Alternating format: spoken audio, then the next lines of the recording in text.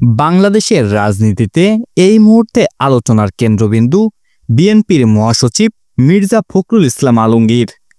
একসময় যিনি দলের কণ্ঠস্বর ছিলেন, আজ তাকে ঘিরেই প্রশ্ন, তিনি কি এখনো বিএনপির সম্পদ, নাকি হয়ে উঠেছেন এক নীরব ভার?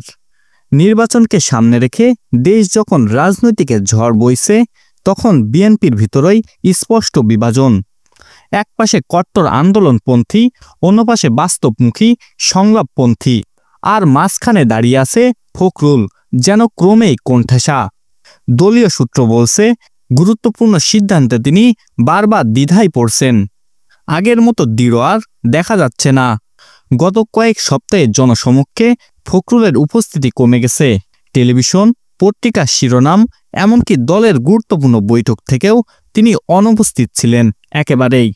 এতে নেতাকর্মীদের মধ্যে প্রশ্ন উঠেছে, দল কি আন্দোলনের পথে যাবে, নাকি নির্বাচনে অংশ নেবে? ফখরুল শান্তিপূর্ণ প্রক্রিয়ায় বিশ্বাসী, কিন্তু মাঠের কর্মীরা চলেছে দৃশ্যমান আন্দোলনের। এতে চাপ বেড়েছে তার উপর। তার ঘনিষ্ঠরা বলছেন, তিনি দখল নিশ্চিত করার জন্য কাজ করছেন এবং শীঘ্রই দলের অবস্থান পরিষ্কার হয়ে যাবে।